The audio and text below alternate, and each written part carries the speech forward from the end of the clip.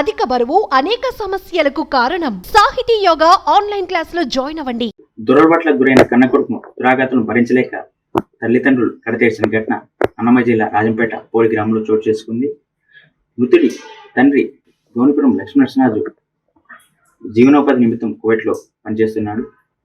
అయితే మృతుడి తల్లి లలితమ్మ తన ఇద్దరు కుమారులతో కలిసి పోలి గ్రామంలో నివసిస్తుంది. అయితే మొదటి కుమారుడు చరణ్ కుమార్ రాజు ఇంటర్ చదువుతూ ఫెయిల్ కావడంతో చదువు మధ్యలో ఆపేసి రాజంపేట యమహా షోరూంలో పనిచేస్తున్నారు. ఇదే క్రమంలో చెడు వ్యసనాలకు బానిసయ్యి తమ ఊర్లో పరువు తీస్తున్నాడని తల్లి తండ్రికి విషయం తెలపడంతో తండ్రి ఈ నెల 12న కువైట్ నుంచి ఇండియాకు వచ్చాడు. మరుసటి రోజు చరణ్ మద్యం సేవించి ఇంటికి రావడంతో తండ్రి మందలించడంతో చరణ్ తట్టుకోలేక వారిపై తిరగబడడంతో తల్లి తండ్రి ఇద్దరు కలిసి తమ కుమారుడిని టవల్తో గొంతు నిలిమి హత్య చేశారు. తమ కుమారుడు మరణాన్ని అనారోగ్య కారణంగా నమ్మించారు. తాత వరుసైన వెంకట నరసరాజు అనుమానం ఉండడంతో అసలు విషయం బయటపడింది. పోలీసులు అనుమానాస్పదంగా కేసు నమోదు చేసి కోర్టుకు తరలించారు. పోలి గ్రామము రాజంపేట మండలం నందు మాకు ఒక ఫిర్యాదు వచ్చింది. ఆ ఫిర్యాదు ప్రకారము మేము కేసు నమోదు చేసి దానిపైన ఇన్వెస్టిగేషన్ చేయడం జరిగింది. దీని ప్రకారం ఏమంటే మనకు చరణ్ కుమార్ రాజు వయసు 19 ఏళ్ళు. ఇతను వచ్చేసి ఇంటర్మీడియట్ ఫెయిల్ అయ్యి మనకు యమహా షోరూమ్ బైపాస్ రోడ్లో యమహా షోరూమ్ నందు పనిచేస్తూ ఉంటాడు. ఈ అబ్బాయి కొంచెము చెడు వ్యసనాలకు బానిస అయి ఉంటాడు. అలాగే వీళ్ళ తండ్రి వచ్చేసి లక్ష్మీ నరసరాజు, అలాగే తల్లి వచ్చి లలితమ్మ.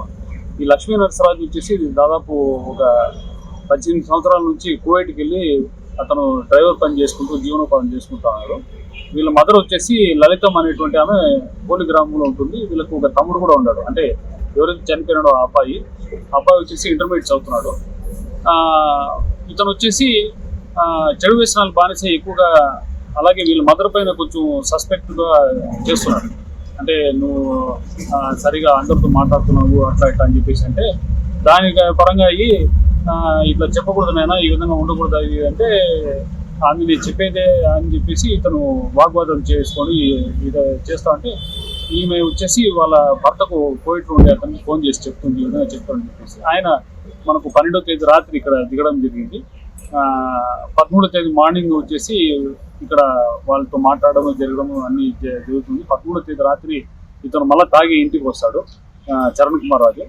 వారికి వీళ్ళ తల్లిదండ్రులకి ముగ్గురికి వాగ్వాదం జరుగుతుంది. ఆ వాగ్వాదంలో ఇట్లాంటి కొడుకు ఉంటే ఏమి పోతే ఏమని చెప్పేసి కొడుకును ఇంట్లోనే అక్కడ ఉండేటువంటి టర్కీ టవల్ తీసుకునేసి చింపి ఈమె ఎవరైతే లలితం ఉందో తల్లి చేతులు కాళ్ళు కట్టేస్తుంది. అతని తండ్రి వచ్చేసి టవల్ తీసుకునేసి గొంతు బిగించి చంపేశాడు. ఈ కేసులో దర్యాప్తులో భాగంగా మాకు పిఎం రిపోర్ట్లో భాగంగా అలాగే దర్యాప్తులో భాగంగా మేము వెంటనే మా సిబ్బంది మేము దర్యాప్తు చేసి వాళ్ళని ఈరోజు మధ్యాహ్నం మనకు పోలి కట్ట వద్ద ఉంటే వాళ్ళని అరెస్ట్ చేయడం జరిగింది. అలాగే నేరానికి ఉపయోగించేటువంటి టవల్ను కూడా సీజ్ చేయడం జరిగింది. వీరు ఇరువురిని అరెస్ట్ చేసి ఇప్పుడు ప్రజెంట్ హాస్పిటల్ పంపించి రేపు రిమాండ్ పంపడం జరిగింది.